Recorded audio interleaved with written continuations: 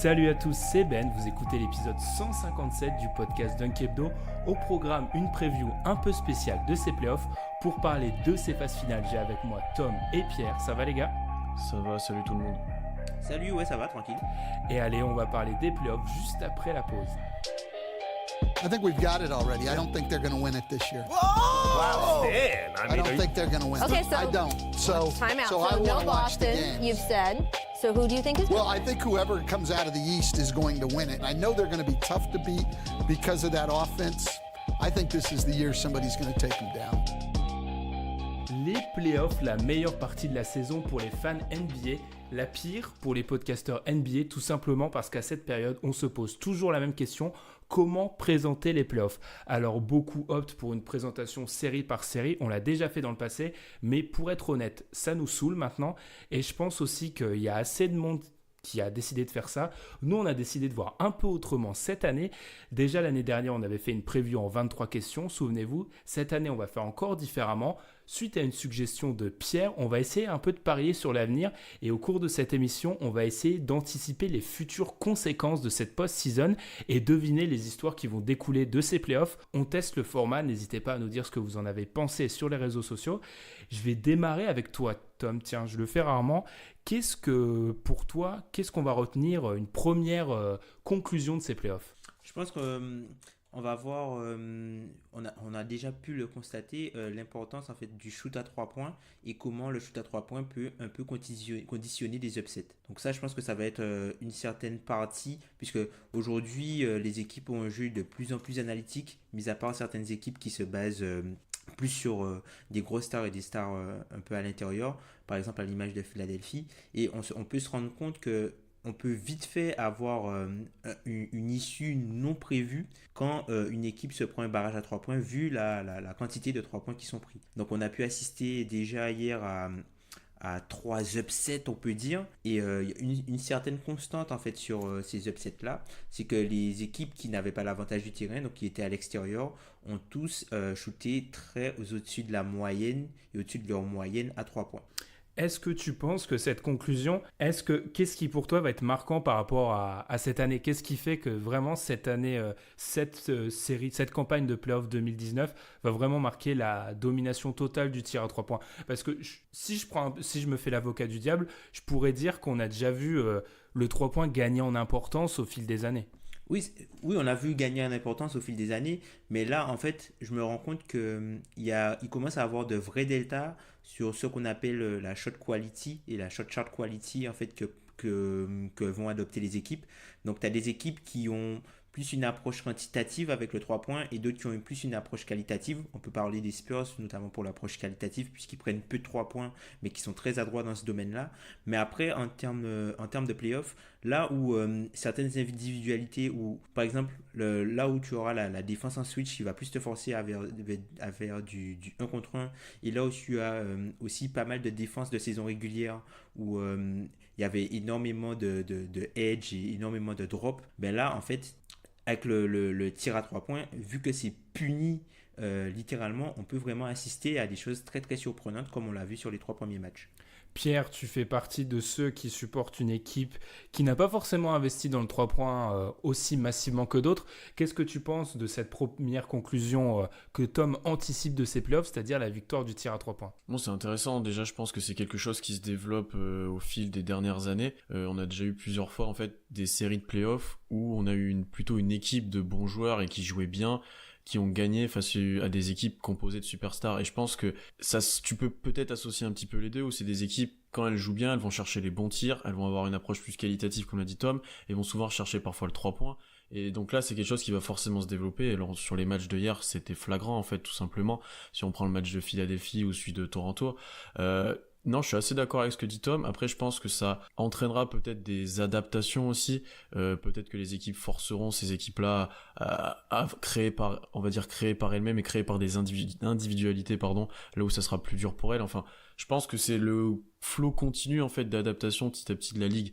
Peut-être que ces 3 points-là, il va y avoir 2-3 années où ça sera quelque chose de très fréquent, où des équipes vont faire des gros barrages à 3 points, ils vont parfois gagner plusieurs matchs en play-off grâce à ça, mais peut-être qu'au fil des années, ça va aussi se diminuer petit à petit parce qu'il y aura des adaptations, peut-être que ça sera via des grands qui seront archi dominants et qui empêcheront de faire ça, ou voilà, des choses comme ça. Moi, je suis d'accord avec toi, Pierre. Je pense qu'on est peut-être à un tournant et il y a des équipes encore qui ne parient pas autant sur le tir à 3 points. On peut voir ça avec les Sixers ou le Thunder. Et j'ai l'impression que ces équipes-là, ils sont un peu à la croisée des chemins. Et selon leur succès, leur succès, il n'est pas intégralement relié à leur capacité à gagner sans mettre ou sans exploser les scores à 3 points, je pense que ça va déterminer beaucoup de choses. Parce que là où je suis d'accord, c'est que l'évolution du 3 points, elle est marquante, mais j'ai l'impression que c'est souvent une arme qu'utilisent les équipes, comme l'a dit Pierre, bien ficelées et les bons collectifs, pour se sortir de séries dans lesquelles elles doivent faire à une équipe peut-être plus talentueuse qu'eux. Ou souvent peut-être qu'on a une défense aussi moins dominante, par exemple, et tu vas amener ça dans un concours 3 points. Et le problème de ça aussi, ce sera que les équipes vont certes pouvoir battre quasiment n'importe qui dans un jour d'adresse folle, mais vont aussi pouvoir perdre contre n'importe qui le jour où tu mets aucun tir. Donc ça sera la vie et la mort par le 3 points, et c'est peut-être quelque chose aussi qui effraiera peut-être certaines équipes. C'est ça, parce que quand tu prends par exemple Philadelphie hier, il shoot à 12% à 3 points, alors que par exemple les Nets shoot à 42%. Quand tu prends les Spurs shoot à peu près à 46% à 3 points hier, alors que Denver shoot à 21% sur un bon volume et de nombreuses tentatives. Et quand tu prends le match du Magic, le Magic shoot hier à 48% à 3 points sur 29 tentatives, alors que Toronto shoot à 33%. Donc tu te rends compte qu'il y a vraiment un delta, et que si finalement ce delta-là, si tu mets par exemple, si les deux équipes avaient shooté à la hauteur de la moyenne de la ligue qui est à peu près 35-36%, au final, je pense qu'il n'y a pas d'upset en fait. Juste une dernière question avant d'enchaîner. Tom, du coup, pour toi, est-ce qu'on peut arriver à un moment, parce que je vais faire référence à un papier de Tom Abustro, le journaliste américain dont on parle ici NBC Sport assez souvent, et qui avait fait un papier suite à une déclaration de Popovich qui expliquait que maintenant les équipes regardaient juste en gros la colonne de la ligne à 3 points, et pour déterminer qui gagnait, en fait, il lui avait montré que lui, la ligne à 3 points, la statistique du pourcentage à 3 points et le nombre de 3 points tentés n'était pas celle qui déterminait un match. Est-ce que pour toi, on pourrait bientôt arriver à un moment où ça devient le facteur déterminant pour déterminer qui gagne un match, surtout dans un contexte de play-off? Je pense que non. Je pense que ce qui va déterminer le succès, c'est plutôt le nombre de shoots pris, par exemple, près du cercle, dans la restricted area, et la proportion de shoots rentrés à mi-distance. Puisque désormais, les défenses ont plus une approche analytique, notamment avec le drop et le edge, où elles laissent énormément de place pour le mid-range. Et en fait, certains joueurs, ils vont aller prendre le shoot le plus ouvert et pas forcément le shoot le plus rentable. C'est-à-dire qu'ils vont prendre le shoot qu'ils ont plus de chances de mettre, plutôt que prendre le shoot qui va rapporter plus. Et je me dis que les équipes, en fait, là où elles doivent regarder, c'est plutôt au niveau du mid-range. Plus tu vas prendre des mid-rangers, plus je pense que tu auras des difficultés si tu n'es pas adroit en fait. Moins tu auras de l'adresse à mi-distance, et moins aussi tu auras des chances de gagner le match. Ok, je vais te laisser, Pierre, enchaîner avec ce qui sera pour toi une autre conclusion de ces playoffs. Moi, ça va pas être du tout la même... c'est pas la même chose que Tom, parce qu'on va parler plus d'une équipe. Et la première que j'avais, c'était sur les Warriors. Déjà, j'imagine leurs playoffs comme pas les plus faciles pour eux. Il y a eu des fois des années où c'était assez facile, il y a eu très peu de séries accrochées, ou des fois une seule. Là, je pense qu'ils vont être accrochés pas mal de fois, peut-être notamment en finale de conférence ou par les Rockets au deuxième tour par exemple, mais qu'ils seront champions NBA. Et une chose que j'avais notée même avant le match d'hier, c'est que c'était un petit peu la fin de la malédiction de Stephen Curry, qui gagnera enfin un MVP des finales, qui fera enfin des très très bons playoffs, qui montrera là où il est. Et par contre, le point le plus important là de ma storyline, c'est que c'était la fin de la deuxième ère des Warriors. On va dire que la première c'était avant KD, la deuxième avec KD, et là je pense que ça va être la fin de cette deuxième ère, parce que je pense que le noyau va un petit peu éclater. Il y a plusieurs joueurs susceptibles de partir, Cousins, Kevin Durant, Klay Thompson éventuellement. Peut-être que certains joueurs pourront être tradés pour peut-être rajeunir un petit peu l'effectif, apporter un peu de sang neuf. Mais en tout cas, pour moi, ça sera peut-être la fin des Warriors comme on les connaît maintenant depuis 3-4 ans avec Durant. et encore avant. Donc peut-être que l'année prochaine, on aura des Warriors un petit peu différents, certes autour de Stephen Curry, qui seront potentiellement et comme toujours candidats très forts au titre, mais qui seront peut-être un peu différents et qui seront un peu plus proches de la concurrence. Je vois aussi des concurrents, notamment à l'Est, progresser année après année, et peut-être que les playoffs qui arrivent ou les années qui arrivent seront plus difficiles pour les Warriors et en tout cas largement différentes dans leur configuration. Alors, beaucoup de choses. T'as dit beaucoup de choses. Je vais me permettre de réagir directement parce que j'avais aussi les Warriors parmi mes histoires. C'est pas très original, on le sait. Alors, déjà, je suis pas super d'accord. On va en discuter sur le fait que ça sera pour eux une campagne difficile parce que j'ai la sensation qu'ils vont tenter de mettre un point d'honneur à l'espèce de... Le statement pour la dernière. Ouais, exactement. Parce que je pense, et c'est pour ça, je pense que pour eux, il y a ils ont conscience que c'est peut-être et sûrement la dernière avec cette configuration actuelle, comme tu en as parlé, Pierre. Donc je pense, et là je te rejoins, que c'est la dernière pour eux, mais j'ai pas les mêmes, du coup pour moi j'ai pas la même conclusion, c'est que pour moi ils vont faire une super campagne de playoff. Tom, t'en penses quoi?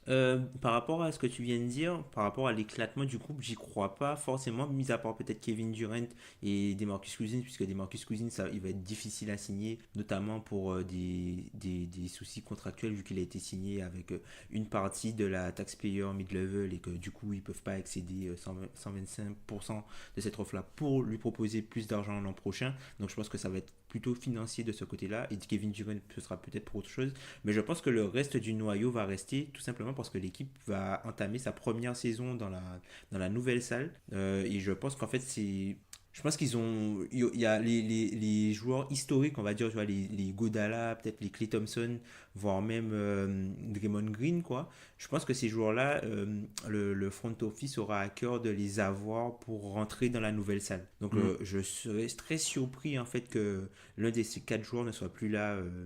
Ne sera plus là. Après, concernant les playoffs et concernant ce que tu as dit, moi je serais plus d'accord avec Ben sur la partie statement. Je suis aussi d'accord avec Pierre sur le fait que je pense que l'adversaire qu'ils auront en finale cette année sera plus fort que les Cavs de l'année dernière. Pas forcément plus fort que les Rockets, mais plus fort que les Cavs de l'année dernière en tout cas.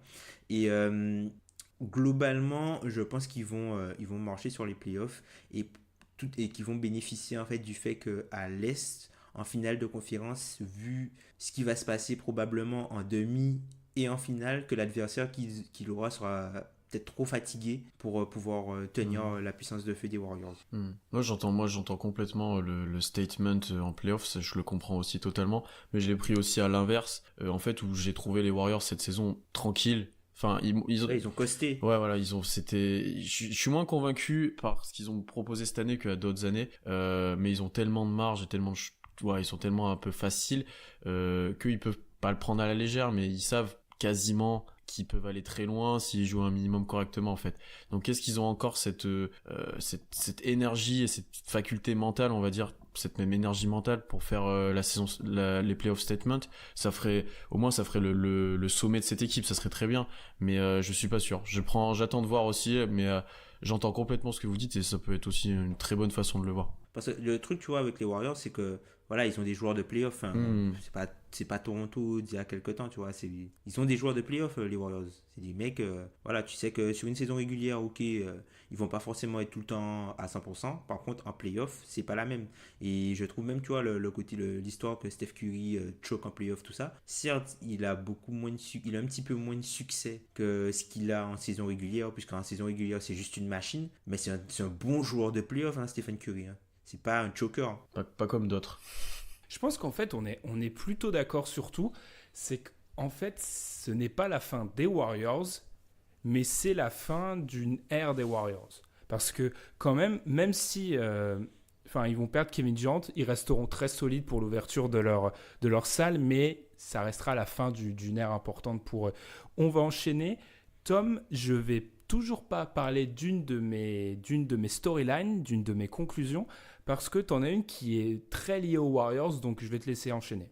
Oui, en fait, moi, je pense que d'ici la fin de la saison, je pense qu'il y aura vraiment plus de débat et que ce sera Kevin Durant et le reste. Kevin Durant sera élu, entre guillemets, le meilleur joueur, voilà. Non, le meilleur joueur de la NBA. Je pense que ce sera ça. Puisqu'en saison régulière, il y a eu pas mal de débats, puisque James Harden, offensivement, faisait quelque chose d'assez exceptionnel. Giannis Antetokounmpo a mené les Bucks à un succès qui était assez inattendu. Mais je pense que sur les playoffs, et si je dois prendre un joueur pour commencer une série de playoffs demain et je dois bâtir une équipe, je la bâtis sur Kevin Durant. Pierre, je suis obligé de te faire réagir toi à ça. Non, c'est fortement possible qu'il ait ce statut-là en fin de saison. Ah, ça lui fait mal, ça. Non, pas spécialement, parce que c'est OKC qui s'est développé, on va dire. Mais sacré développement, en effet, hein, c'est plutôt pas mal. mais avec le déclin de LeBron, c'est lui qui se pose en favori numéro 1 pour prendre le rôle de meilleur joueur du monde, tout simplement. Il aura peut-être pas le même statut incontestable qu'avait LeBron pendant beaucoup d'années maintenant, mais là où je rejoins Tom, c'est que Durant actuellement c'est peut-être le joueur le plus polyvalent et le joueur qui peut faire le plus de choses sur le terrain, que ça soit offensivement, je vois pas de choses en fait qu'il ne peut pas faire, ce qui est assez exceptionnel dans la NBA actuelle, et défensivement aussi il y a très peu de joueurs il ne peut pas défendre, et ça devient l'arme ultime en fait dans une ligue où il y a des fois d'énormes disparités entre les équipes, internes aux équipes, entre les postes, entre comment elles jouent, et lui il est capable de tout faire. Donc c'est peut-être là encore sa force, au-delà de son talent, sa force ultime. C'est ça, peut-être sa polyvalence. Le gros problème que j'ai avec le statut de meilleur joueur du monde, c'est que j'ai l'impression qu'il flotte depuis, on va dire, 2 ans et demi. C'est-à-dire que Kevin Durant, il est sur la droite lignée de ce qu'il produit depuis qu'il est à Oklahoma City. Oula, lapsus très fort. Depuis qu'il est à Golden State. Mais le fait est qu'à chaque fois qu'il a dû s'opposer à LeBron, et qu'il a dominé l'opposition, on a toujours dit qu'en fait LeBron était dans une situation tellement précaire par rapport à lui qu'on ne pouvait pas vraiment les comparer. J'entends ça, mais en fait je me dis que j'ai l'impression que ce passage de flambeau, c'est pas cette année qu'il a été fait, c'est peut-être il y a 1 an, et qu'on s'en est pas rendu compte sur le moment, tout simplement. Parce que faut dire que le premier match des playoffs de LeBron où il n'a pas, entre guillemets, la main cassée, il est totalement dominant en fait. Hein. C'est le meilleur joueur sur le terrain. Hein. Ah oui, le match 1 des finales, oui, totalement. Mais le truc, c'est qu'en fait, j'ai l'impression que LeBron, son niveau de jeu, on peut difficilement... Comment je peux dire ça ? C'est pas qu'on peut pas le juger depuis 3 ans, mais il est tellement... D'un côté, il y a un moment où il joue face à l'Est et il est face à des équipes qui dominent totalement, et de l'autre, il est face à la machine de guerre Warriors, et il y a un moment où, en fait, il n'y a plus trop de moments où on peut vraiment le juger, surtout qu'il prenait cette saison régulière pour à la légère, quoi. Je sais pas si c'est très compréhensible ce que je suis en train de dire. Les situations sont tellement différentes pour les deux joueurs. Exactement. Où Durant est dans un collectif parfait et dans un collectif monstre, et où LeBron était un peu tout seul, c'est ce qu'on avait l'habitude de dire avec Kyrie sur certaines saisons. Je te rejoins, c'est dur de comparer du coup des joueurs comme ça parce qu'ils n'ont pas non plus le même rôle.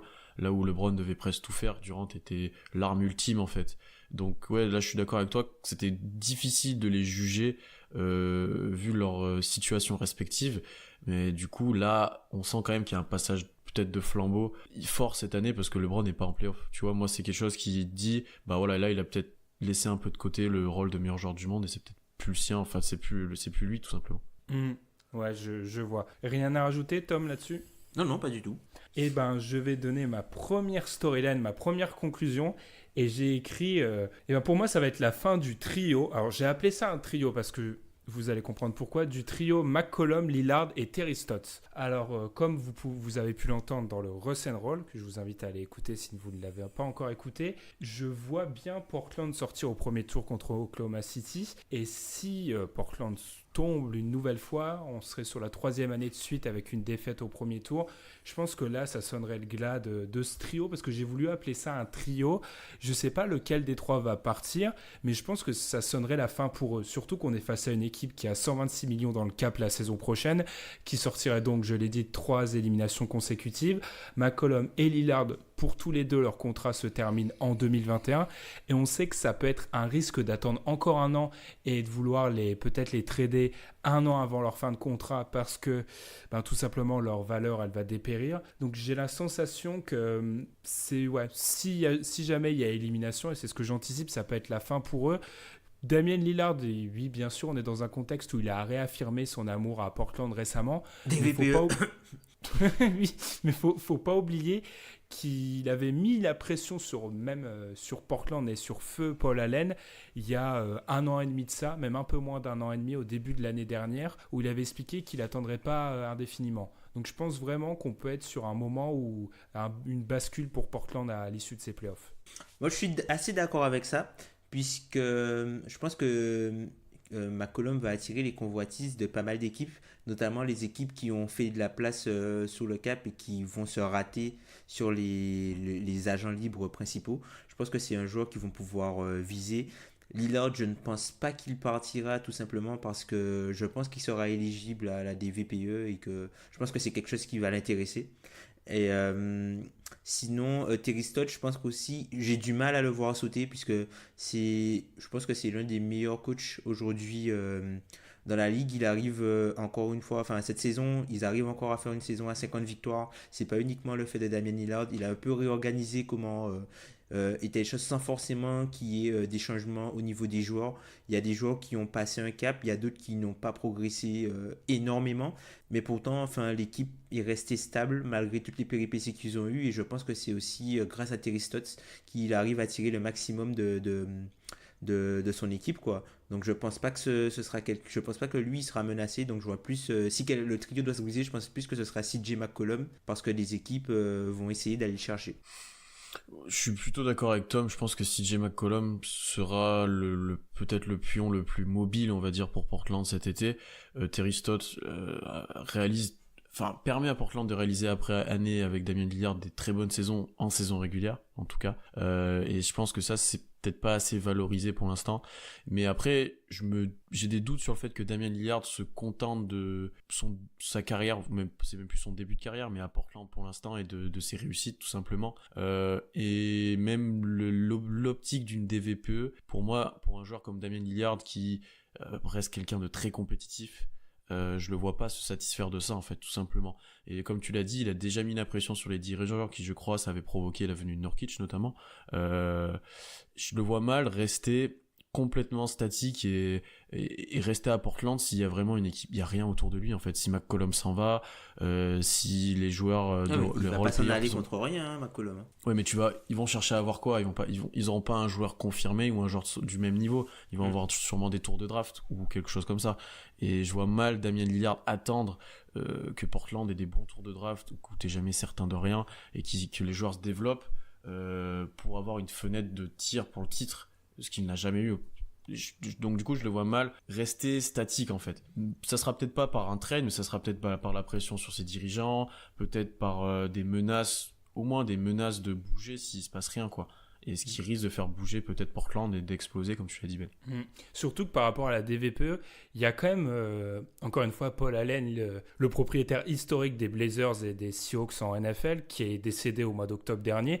Et on sait quand même, ça va être la première free agency et premier été de Portland, en l'occurrence sans Paul Allen, et on sait que ça faisait partie des dirigeants, et c'est en fait ça se voit avec le roster, qui, il avait mis quelques freins, mais n'hésitait pas à dépenser. On n'a aucune idée de la future direction que va prendre la franchise. Et ça, à voir. Est-ce que, par exemple, on parle de la DVPE, est-ce que les nouveaux dirigeants vont vouloir, le nouveau propriétariat, ça ne se dit pas comme mot, vont vouloir lui offrir? On ne sait pas en fait, surtout que ça reste une équipe qui coûte extrêmement cher pour ce qu'elle ramène en termes de, parce qu'elle ne ramène rien en termes de trophées et même en termes de victoires en play-off. Mais après, faut pas sous-estimer le côté culture setter de Damian Lillard. C'est qui, selon les dires de certains insiders et des personnes qui côtoient, entre guillemets, la franchise, que ce serait à peu près dans la ligue l'équivalent d'un gars comme Stephen Curry à Golden State pour Portland, quoi. Donc c'est pas rien. Ah, c'est sûr. Après, on en a vu des comme ça qui sont partis après. Hein. Ah, je comprends. C'est sûr que Lillard, j'ai du mal à le voir partir à part vraiment changement dans l'idée des propriétaires. Et par rapport à Stotts, autant je suis d'accord avec vous sur le fait que c'est un excellent coach et qu'il arrive à tirer le mieux de cet effectif. Mais les gars, l'histoire là, on la voit tout le temps. Le fusible coach, c'est pas la première fois qu'on verrait ça, même dans des cas où c'est totalement immérité.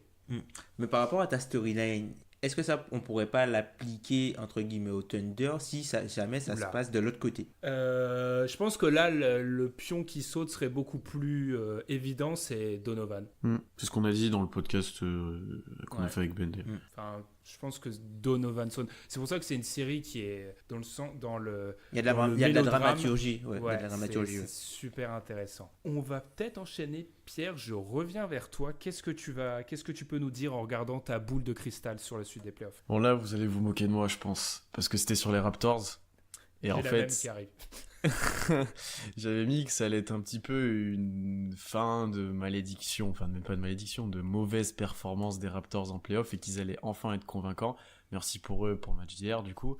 Et qu'ils allaient au moins aller en finale de conférence, voire en finale NBA, et surtout avec des bons matchs, et au final très peu de joueurs qui vont choquer. Alors, Kyle Lowry, il sera pas... Ça c'est le premier. Kyle Lowry, le problème, les années d'avant, et j'en ai parlé avec toi Ben, c'est qu'il était première ou deuxième option, on va dire, de Toronto, avéré. Là où pour moi, cette année, il est 3, 4 maximum, et du coup, c'est quand même moins grave s'il est pas à un niveau extrêmement haut. Mais par rapport à Kawhi, par rapport à Pascal Siakam, je les vois mal déjouer en playoff. Et en fait, j'ai encore le droit d'y croire, mais je pense que cette équipe de Toronto va avoir un nouveau visage en playoff et peut-être un visage un peu plus convaincant de par leur restructuration d'effectifs de l'été dernier. Et d'ailleurs, pourquoi pas que cette campagne de playoff réussie permettrait de convaincre Kawhi de rester. Tom, parce que tu es un petit peu l'étendard de la défense des Raptors dans ce site. Hein. Donc, attends, je suis l'étendard de la défense des Raptors, mais je suis aussi le plus pro Orlando. Donc, c'est assez compliqué. C'est une série qui doit être difficile à vivre pour toi. Non, mais moi, je pense que je suis assez d'accord avec toi. Moi, limite, à l'Est, pour moi, les Raptors, pour moi, ce seraient mes favoris pour aller en finale NBA, même devant les Bucks. Pour moi, ce sont mes favoris pour sortir de l'Est. C'est une équipe qui est très complète. Là aussi, c'est peut-être mon péché mignon, mais je mourrais certainement avec Playoff Kawhi. Mais après, ce qui est arrivé hier, c'est vrai que c'est assez bizarre. C'est assez surprenant, mais je pense pas que c'est quelque chose qui peut se répéter sur la longueur d'une série. Donc du coup, moi je suis assez confiant pour la suite de la série pour eux, et je pense qu'ils sortiront vainqueurs de la série contre Orlando. Mais après c'est culturel quoi. La première défaite à la maison de Toronto, c'est voilà quoi, c'est comme un dunk de LeBron, c'est culturel. Ouais, moi c'est justement là vous avez. Enfin, moi la série Tom, la série Raptors Magic, je la vis très mal personnellement, mais je pense que c'est pour d'autres raisons. J'avoue que moi c'est bête, hein, mais c'est tout simplement, tu vois, tu parles d'aspect culturel. J'ai beaucoup hésité avant le début des playoffs. Je me dis quand même la structure a changé. Il y a eu l'explosion de Pascal Siakam. On salue le gang, Pascal au gang. Il y a eu le coach aussi. De coach. Kawhi, je me suis dit ça fait quand même beaucoup d'éléments. Pourquoi les retenir à des trucs auxquels ils sont plus trop liés quoi, c'est plus la même équipe du tout, ce sont plus les mêmes joueurs. Et puis ils ont perdu un match à domicile contre Orlando chez eux. Et là je me suis dit bah voilà, c'est la même. C'est la même. Non, même si comme l'a dit Tom, ils sont tombés face à une équipe d'Orlando qui a très bien shooté. Faut leur donner du crédit aussi à Orlando. Ouais, qui a fait son match à Orlando. Oh là là, quel monde affreux. Ouh là là. Orlando a fait son match en playoff. Je déteste cette émission. Ces propos seront réutilisés, amplifiés Ben. C'est affreux. Mais j'ai un blocage psychologique avec Toronto, alors qu'ils ont toutes les bonnes raisons du monde, mais j'ai un blocage, et surtout j'ai un peu peur que passer Siakam et Kawhi, vous avez pas un peu peur des autres éléments? Je veux dire, Lowry, on l'a vu, il a encore fait un match assez compliqué. Les Gasol, les Danny Green, c'est des profils qui vous rassurent, vous? Pas forcément, moi. Gasol et Danny Green, pour moi, sont des joueurs de play-off. Hein. Ce ne sont pas des joueurs qui vont forcément faire une grosse différence. Tu vois, là où... Moi, je pense que la grosse différence de cette équipe-là, c'est là où il y a de la marge, vraiment. C'est qu'aujourd'hui, Kawhi Leonard est le meilleur joueur de l'équipe. Et ça n'a rien à voir avec Kyle Lowry des années précédentes, qui était pour moi le meilleur joueur de Toronto, et DeMar DeRozan. Et mais là, je te répondrai que la concurrence est tout autre aussi cette année. Ah oui, totalement. Mais je pense qu'ils ont toutes les armes pour passer. Après, c'est peut-être aussi une équipe qui doit aussi se construire dans la difficulté, puisque c'est une équipe qui n'a pas vraiment eu de difficulté cette saison, hein, puisqu'ils arrivent à faire presque 60 victoires avec Kawhi qui manque pas mal de matchs. Sur la fin de saison, Enfin, ils étaient à plus 20 ils ont à plus 20 de différentiel quand Marc Gasol est sur le terrain. Donc on on pouvait croire à une bonne intégration, mais au final peut-être que le premier couac va peut-être les lancer et du coup c'est peut-être ce dont ils avaient besoin pour vraiment lancer la machine quoi. Pierre, quelque chose d'autre à dire pour défendre le dossier Toronto? Oh non, j'ai dit assez. Hein. Après, là, on est avec Kawhi et Pascal. On espère pour eux que ça peut changer, mais Kyle Lowry, pour l'instant, fait tout pour que ça ne change pas. L'acharnement.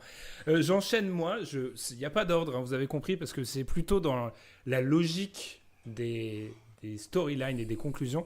Bah moi, en fait, j'ai la même, mais avec les Sixers. Comme toi, Pierre, j'ai très mal vécu la soirée d'hier. Surtout la bouillie de basket. J'ai prévenu en off. Hein, je vais mourir avec ces Sixers-là parce que j'estime qu'il y a beaucoup trop de talent sur le papier pour que ça tombe. Alors, et moi, ce qui est le plus important dans ma storyline, c'est surtout que pour moi, ils vont en fait prolonger Jimmy Butler parce que je pense que dans leur run, qui pour moi va les amener en finale de conf à minima, mais peut-être finale NBA, mais ça serait fou. Jimmy Butler va souvent, et ça a été un peu le cas hier, même si c'est une défaite, va souvent les porter sur certaines séquences, ce qui va les amener à le prolonger lui, ce qui est quelque chose qui à l'heure actuelle reste encore très incertain. Donc c'est pour ça, pour moi, je pense qu'une des conclusions de ces playoffs, ça va être une bonne campagne, une très solide campagne des Sixers qui va amener une prolongation de Jimmy Butler qui sera peut-être regrettée à plus long terme. J'ai presque l'inverse, moi. Donc je me permets de commencer, mais j'ai presque la storyline inverse. En fait, pour moi, cette année et ces playoffs vont être l'explosion annoncée des Sixers, pardon. Jimmy Butler, même s'il fera des bons playoffs, ça je peux le concevoir et je suis peut-être d'accord avec toi. Il va, par son comportement, provoquer certaines discordes aux Sixers, je pense. Et je vois très bien Joel Embiid faire des déclarations un peu houleuses dans la presse par rapport à Jimmy Butler et qu'en fait, toute l'équipe se dissout un peu autour de ça, avec un premier tour qui sera peut-être plus difficile qu'on pouvait le penser face aux Nets. Et au final, à la fin de cette campagne de playoff, Jimmy Butler sera plus dans l'effectif et les dirigeants vont plutôt s'orienter sur le trio avec Harris. Tu vois, donc j'ai l'inverse de toi, et que Butler s'en ira, Redick s'en ira, et que tu auras une petite restructuration, et que ça sera presque même un coup d'arrêt en fait dans leur ascension depuis le process tout simplement. Donc tu vois, je l'ai vu à l'inverse de toi. Tom, tu vas servir d'arbitre. Moi, je pense que y a quelque chose aujourd'hui qui limite en fait le plafond de Philadelphie, et ça on en a parlé un peu en off. Vous allez dire pas mal de discussions en off, mais en gros, c'est l'idée du premier initiateur qui possède le pull-up tree. En fait, le fait d'avoir un joueur de petite taille, ou un initiateur principal qui possède le pull-up tree, ça permet de te débloquer de pas mal de situations. Alors, Harris est pas mal statistiquement de ce côté-là. Jimmy Butler peut en prendre, mais ce ne sont pas des premiers initiateurs au sens du terme. Et quand tu regardes toutes les autres équipes, tu vois, Bledsoe peut le prendre, Lowry, il peut le prendre. Il en a d'ailleurs fait sa marque de fabrique en saison régulière les années précédentes, alors qu'en playoff, c'est un petit peu plus compliqué pour lui. Tu regardes même au niveau de Boston, je ne sais pas si j'ai déjà mentionné, mais par exemple, tu as Kyrie, tu avais Oladipo. Quand tu regardes à l'ouest, tu as James Harden, tu as Stephen Curry. T'as les Jamal Murray, tout ça. Tu vois, toutes ces équipes-là, elles ont des joueurs, des premiers initiateurs d'attaque qui sont capables de prendre des pull-up trees.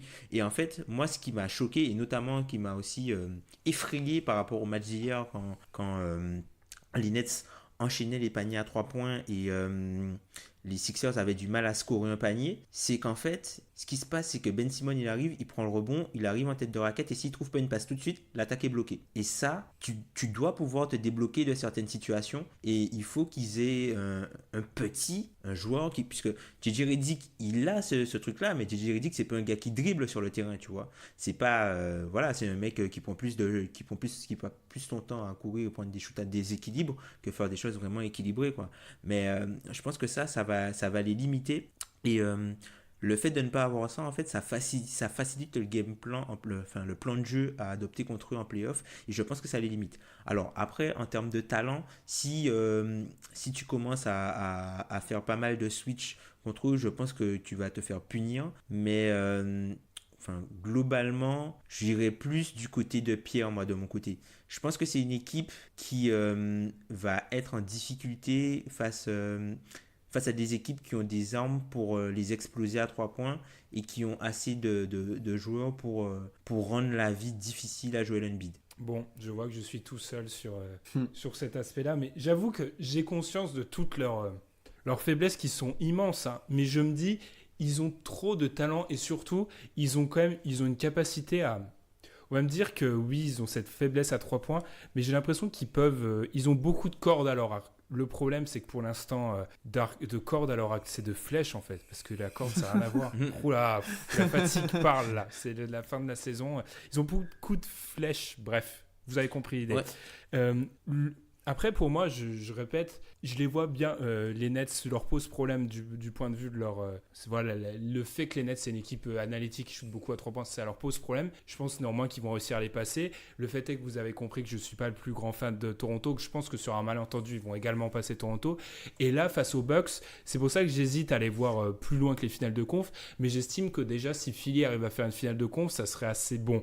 Alors Bien sûr, ils ont ces faiblesses-là, mais il y a trop de puissance, de feu. Et tu parlais, Tom, des gens qui arrivent à réussir à arrêter Embiid. Je pense que je suis parmi ceux qui croient le moins en Gasol sur la longueur d'une série pour arrêter Embiid, en fait. Sur la longueur et la fatigue qui va s'accumuler, j'ai du mal à y croire, personnellement. Après, il faut qu'il soit à 100%, hein, puisque là, il vient de revenir.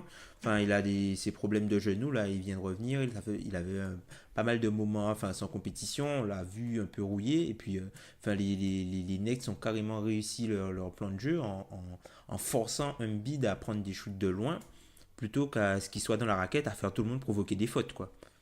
Mais non, mais après... toujours sur Philadelphie, il va falloir que les 4 meilleurs joueurs de l'équipe soient bons et qu'il n'y ait personne de soporifique, comme on a pu le voir hier avec notamment Ben Simmons et Tobias Harris, qui était un petit peu à côté et qui manquait pour moi, à mon sens, d'agressivité offensivement. Puisque derrière, si tu commences à faire jouer Mike Scott 32 minutes, puisque tu n'as personne pour mettre des points, ça devient vite compliqué. Hein. Même Redick qui a pris des fautes, tout ça, tu te rends compte qu'à partir du moment où tout se passe pas bien avec le 5 et qu'il faut faire appel à des joueurs du banc pour compléter, ou il y a des périodes où il faut trouver une solution, tu dois te reposer sur Boban et Mike Scott. C'est pas forcément très encourageant, quoi. Mike Scott qui joue 32 minutes dans un match de playoff, ça n'a pas dû lui arriver souvent. Hein. Ouais, c'est surtout ce serait compliqué pour de gagner dans ces conditions. Mais je vais mourir sur le... De toute façon, c'est l'équipe habituelle que je surcote en playoff, Philadelphie. Tous les ans, il y en a une. Cette année, c'est Philly. On va peut-être enchaîner. Tom, est-ce que tu as quelque chose d'autre à nous dire en regardant ta boule? Oui, vas-y, ta boule de cristal. Moi, je vais m'intéresser aussi aux premières saisons en playoff des pivots offensifs qui génèrent l'attaque de leur équipe. Par exemple, la première saison en playoff de Nikola Jokic, la première en playoff de Nick Vucevic, et aussi la première en playoff du dernier Cousins. Voilà. La première saison de playoff de Cousins, pour voir en fait, déjà on a vu Cousins, c'était pas forcément idéal sa première. Vucevic a eu un petit peu plus de succès, Nikola Jokic a eu un petit peu plus de succès individuellement, mais moins de succès de façon collective puisqu'ils ont perdu. Et en fait, j'ai envie de voir jusqu'où et comment en fait ces gars-là vont digérer leur première, puisqu'on a vu en fait l'an dernier avec Karl Anthony Towns qu'être un pivot qui apporte la plus grosse partie de sa valeur ajoutée en attaque, c'est pas forcément ça se passe pas forcément bien. Donc du coup, moi j'ai envie de voir en termes de maturité où est-ce qu'ils en sont et comment les équipes vont planifier pour se préparer à jouer contre eux. Donc moi, c'est quelque chose que je vais observer. Pierre, au moment de l'évocation du nom de DeMarcus Cousins, j'ai entendu un bruit de ton côté. Ouais, parce que je le mettrais pas du tout dans le même groupe que Jokic et Vucevic. Parce que même si c'est un pivot offensif, il n'a pas du tout le même rôle que les deux autres joueurs. Il n'est pas du tout dans le même contexte. Lui, c'est presque la 5e option ou 4e option. Là où les deux autres sont les options numéro 1 et Jokic est même le créateur numéro 1. Ouais. C'est pas du tout la même chose, donc je l'aurais peut-être pas mis dans ce groupe-là, même si je comprends là où Tom veut en venir. Et après, par rapport à Vucevic et Jokic, si je dois commencer par Vucevic, déjà Orlando est en play-off et c'est un petit miracle cette année. Je pense qu'ils vont en play-off sans pression et du coup je pense que il joue pas de la même manière, il doit pas jouer de la même manière que Jokic, où là Denver est tête de série numéro 2. t'as quand même de la pression quand tu joues l'équipe 7, les Spurs, où t'es quand même une équipe normalement supérieure à cette équipe-là. Même si t'es premier playoff, t'as une exigence de résultat et t'as une exigence de performance, je pense. Et sur le premier match, tu peux pas jouer comme ça si t'es Denver, et tu peux pas proposer ce type de performance sur le long terme, en tout cas. Donc j'espère que c'est juste un couac pour eux, mais ils ont beaucoup plus une exigence du résultat, là où Vucevic sur Orlando, c'est sans pression en fait. Donc Vucevic, je pense, va pas changer son jeu, va jouer sans pression, sans rien, là où Jokic va peut-être devoir parfois prendre le jeu à son compte, forcer les choses et créer encore plus qu'il peut le faire en saison régulière, surtout si les shooters ne mettent rien à côté en fait. Et je commence à avoir peut-être des doutes sur Denver. Je sais qu'on en a parlé de toi et moi, de Ben, mais c'est une première saison en playoff pour eux. C'est une petite énigme de voir à quel niveau ils seront en fait et comment ça va se passer, parce que c'est quand même à l'ouest et il y a très peu d'équipes faibles, voire aucune. J'avoue que moi, vous me connaissez, le profil pivot offensif en playoff, je pense que pour la plupart de ces pivots que tu as cités, Tom, ils ont l'avantage, sur le premier tour au moins, de ne pas tomber face à des équipes qui peuvent, je pense, les exposer de façon assez violente. Surtout pour Jokic. Qui est celui avec Cousins. Enfin, en l'occurrence, je vois pas Vucevic passer le premier tour. Donc c'est surtout avec Jokic qu'on verra les limites. Et je pense que Jokic a vraiment la chance, par exemple, de ne pas tomber face aux Rockets, qui pourrait pu être un moment difficile pour lui. Ah oui. Très difficile même d'ailleurs. ou même les Blazers en l'occurrence. Après, pour ce qui est de voir ce que ça va donner pour eux, je suis plutôt pessimiste, surtout via leur profil, là où j'étais. Et pourtant, on sait que je commence à avoir un passif avec Towns, là où en fait, surtout avec quelqu'un comme Jokic, j'ai l'impression qu'on pourrait... Je caricature, hein, mais si on commence à limiter son impact offensif, il n'a pas non plus les armes défensives pour se protéger. Là où Towns les a pas non plus, mais on rêve toujours de cette idée que Towns pourrait plus défendre lui. Mais j'avoue que je sais pas, c'est encore un truc. En fait, là où j'ai envie de te piéger, Tom, c'est de te demander quelle sera la conclusion pour toi. Est-ce qu'on verra avec ces playoffs-là qu'on pourra construire autour d'un pivot offensif et avoir de la réussite dans la NBA en 2019 ? Le truc, c'est que la saison dernière, on a vu que même les pivots défensifs, malgré tout leur rapport, ils restaient pas forcément sur le terrain. On a vu Rudy Gobert se faire sortir du terrain l'an dernier. On a vu aussi Clint Capela rester un petit peu, mais se faire sortir quand même du terrain l'an dernier aussi. Et le seul gars qui a eu, entre guillemets, un peu de réussite et contre qui l'adversaire ne pouvait rien faire, et pas forcément rien faire, mais contre qui les techniques adverses n'avaient pas d'influence sur lui, ça a été Al Horford en fait. C'est le seul gars où t'es pas obligé de le sortir du terrain puisqu'il représente un moment, une faille que ton équipe peut exploiter. Donc moi j'ai envie de voir vraiment sur est-ce qu'on va plus s'orienter vers un pivot entre guillemets qui n'est pas forcément à un extrême, mais un pivot qui est moyen plus de chaque côté du terrain. Plutôt qu'un profil à la Gobert qui est excellent en défense et qui est un joueur offensif un petit peu moins flamboyant, ou un profil à la Jokic, voire à la Towns, ou voire même à la Vucevic, qui sont des gars qui apportent une majorité de leur valeur offensivement et qui défensivement sont en dessous de la moyenne, on va dire, à leur position. Donc on en a fini pour nos conclusions là, si j'ai bien suivi l'émission. Je remarque un truc, c'est qu'on a quand même parlé de la plupart des gros morceaux où on les a sans les nommer on a parlé par exemple de Houston à un moment, etc. Quid de Boston ? On n'a pas parlé de Boston. Hein. Le mot, je pense, était prononcé 3 fois, si j'ai bien suivi l'émission. Moi, je les ai pas nommés, puisque pour moi, c'est pas... aujourd'hui, c'est pas forcément quelque chose qui m'intéresse vraiment. Moi, je vais voir... j'attends de voir Kyrie Irving, mais ça m'intéresse moins, entre guillemets, que les autres choses dont j'ai parlé. Mais après, Boston, voilà... On sait que c'est une équipe bipolaire, c'est un peu comme OKC quoi. On retient beaucoup les hauts et du coup on s'accroche aux hauts, et les bas on a tendance à les nuancer. Mais donc voilà. Mais tu t'as pas la fanbase Twitter d'OKC toi sur parce que les bas ils sont pas nuancés du tout. Mais mais ça c'est il y a aucune fanbase qui est nuancée. Non mais quand je te dis nuancé, c'est-à-dire que par exemple pour moi, dans ce que j'ai, après je me trompe peut-être, en termes de vision de la vision que les gens ont d'une équipe comme OKC, elle n'a pas évolué de la pré-saison à la saison là. Je pense que pour la plupart des gens, voilà, quand tu regardes la deuxième partie du tableau, certes, OKC n'est pas la meilleure équipe, mais je pense que 90% des gens vont les mettre en finale de conf. Ouais. 90, Ouais. c'est peut-être généreux, mais en fait, je suis assez d'accord avec toi.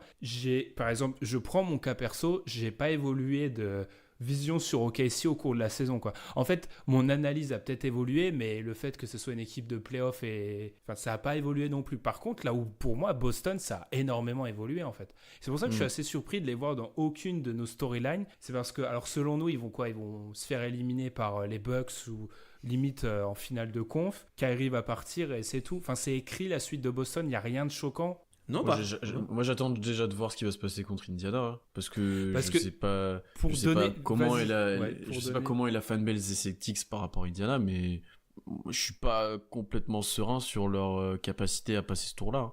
Enfin, ils ont les capacités, mais l'upset me surprendrait pas tant que ça en fait. Mais oui, moi je t'avoue, et là, Lan va sûrement m'insulter, mais là Boston, moi j'ai un peu abandonné le dossier en fait. Je les vois de par leur bipolarité, comme Tom a pu dire, ils sont pas au niveau des 3 premiers, et tu vois, je les vois même galérer pour passer un tour. Et ce qui est terrible avec leur effectif, mais j'ai du mal à faire confiance à cette équipe-là. Donc moi, ma vision, oui, comme vous l'avez pu dire, elle a changé par rapport à cette équipe-là.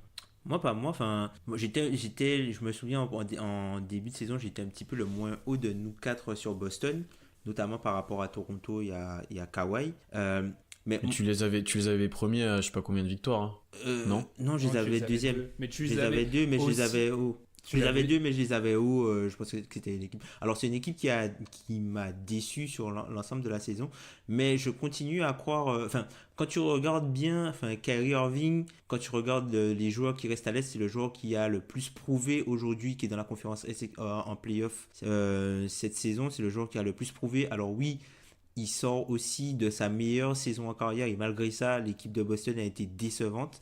Mais en fait, moi, là, ce qui va m'intéresser, c'est que je pense que Boston, par rapport aux Bucks, ça va être intéressant de les jauger par là parce qu'en fait, je pense que s'ils arrivent face aux Bucks, ils seront outsiders et je pense que la perception qu'on aura et le côté déception, je pense qu'ils vont donner vraiment, ils vont pouvoir avoir une belle réponse par rapport aux Bucks, notamment en termes de schéma, puisque les Bucks ils sont forts pour limiter les shoots au cercle et bien les contester et donner des shoots à 3 points uniquement à des joueurs qui sont assez moyens, qui sont assez streaky quoi. Sauf que à Boston, tu as pas mal de streaky shooters qui peuvent faire mal quand ils mettent dedans. Notamment, quand tu prends les oppositions qu'il y a eu contre Boston, Boston a eu énormément de shoots à 3 points et qu'ils ont assez bien converti. Et aussi, les Bucks, ils sont très forts pour forcer soit les pertes de balles ou forcer les mid-range et pas faire de faute, sauf que Boston ils vont jamais au cercle, ils prennent tout le temps des shoots, donc du coup je me dis que tu vois le schéma des Bucks il va pas forcément les affecter tant que ça puisque c'est quelque chose qu'ils font pas de base, donc je pense que ça peut être un match-up intéressant sur le long terme et je pense que c'est plus dans une série où ils seront outsiders puisque Boston n'a jamais déçu en tant qu'outsider mais a toujours déçu en tant que favori. Mais là où moi je rejoins Tom aussi, c'est que certes j'ai été bas sur les Celtics avant, mais sur le potentiel et sur les joueurs qu'ils ont, leur capacité d'adaptation, voire même leur coaching, ils peuvent inquiéter tout le monde et s'ils se réveillent, ils sont en finale de conférence. C'est un peu le double tranchant de Boston, c'est que si on se base sur ce qu'ils ont montré jusqu'à maintenant, moi j'ai peu de confiance, mais si tu te bases sur leur potentiel et est-ce que peut-être une prise de conscience en playoff et leur capacité d'adaptation, ils peuvent aller très loin. Ouais. Et puis ils n'ont pas Marcus Smart, hein. Ça manque de piment déjà tout de suite. quand Marcus Smart sera revenu aussi, s'il revient à temps pour s'il passe au deuxième tour par exemple, c'est aussi autre chose quoi. Et là, c'est très improbable qu'ils reviennent. Et puis, moi, j'avoue, je sais qu'on en a déjà parlé dans l'émission, mais alors je sais que les énarques NBA vont détester ça parce que c'est quelque chose de pas quantifiable. Mais l'attitude qui se dégage de cette équipe n'est pas aussi. Je suis d'accord avec toi, Tom. Ils se sont souvent magnifiés quand ils ont été en position d'outsider. Mais là, j'ai l'impression qu'il y a quelque chose de cassé dans cette équipe. Et c'est vrai qu'ils ont quand même réussi ils ont accroché les Bucks, ils ont fait des grosses perfs cette année, mais je sais pas, j'arrive pas à me convaincre que cette équipe va réussir à faire quelque chose, surtout qu'on parle des Bucks, ils nous ont déjà affronté l'année dernière, il faut pas oublier, le contexte était totalement différent, mais les Bucks avaient fait déjà une très belle série, et c'était une équipe des Bucks qui était à milieu d'être ce qu'elle est actuellement. Après Boston, tu vois, c'est la seule équipe qui a un pivot contre qui tu peux pas faire de schéma de jeu. Avec alors Et ça compte. Et ça compte. Ça compte. Après, à Ford, à voir comment il va les playoffs que va réaliser à Ford, parce qu'il a été déterminant dans la réussite des Celtics l'année dernière. À voir s'il réussira à faire des playoffs de la même trempe. Calibre, ouais. Ouais. Après, tu peux pas faire de schéma de jeu contre Ford, mais c'est peut-être pas le besoin primordial quand tu joues les Celtics. Enfin, c'est pas comme si tu joues un pivot ultra dominant. Embiid, même si, ouais. Mais même, tu vois, parce que même à Ford, tu vois, c'est un peu le gars. Tu vois, Joel Embiid sur une série de playoffs. Même si en termes de qualité basket, Joel Embiid est largement supérieur, mais en termes de schéma, je pense que tu vois, l'an dernier, ça c'est arrivé contre Philly. Joel Embiid était caché sur Marcus Morris. Tu peux pas cacher Al Horford sur un joueur, tu vois. Oui, mais je comprends ce que tu veux dire, mais la marge, l'écart que va créer la bascule que va créer Al Horford, elle a rien à voir avec celle que peut créer Embiid en fait. D'où l'intérêt. Oui, c'est sûr, mais Embiid, tu peux le faire sortir du terrain. À Horford, non. Oui, mais parce qu'en fait, tu as la volonté de faire sortir du terrain Embiid, là où Horford crée une différence, certes, mais pas immense au point où c'est un besoin de le faire sortir du terrain. Quoi. Ouais, c'est pas lui qui va, je vais pas dire qu'il va pas te tuer, mais ça sera un bon joueur, il va te faire de mal, mais c'est pas comme si c'était... il faisait tout à Boston et qu'il allait t'en mettre 40 et que voilà, c'est très peu probable. Là où Embiid, c'est tellement dominant que tu dois faire en sorte justement de mettre des schémas comme tu as dit pour le sortir. Je vois peu d'équipes dire ah bah sur Al Horford, il faut absolument lui faire des fautes, il faut absolument faire ça. Moi je pense que c'est un plan de jeu, hein. Faire sortir je pense plus que faire, puisque derrière Al Horford, il y a la valeur de remplacement qu'il y a derrière Al Horford à Boston, elle est néante, hein. Enfin, c'est qui Tice. Oui, donc du coup, ton schéma de jeu, c'est pas directement sur Al Horford, c'est sur les pivots de Boston. C'est sur cibler les pivots. Ouais, bah non, parce que tu veux exploiter leur banc, c'est pas Al Horford spécialement que tu veux sortir, c'est tu veux faire rentrer les autres. Je sais pas si tu vois ce que je veux dire. Moi, c'est plus faire sortir Horford, justement. Puisque Horford, c'est le stabilisateur. Pour moi, Horford, c'est le stabilisateur de Horford de n'est la pas de assez Boston. bon pour que tu game plan pour le faire sortir lui. Enfin, pour moi, hein, c'est pas... Parce que... Tu vas plutôt faire un truc pour Kyrie que pour Horford, déjà. Kyrie, tu peux rien faire, de toute façon. Ça sert à rien.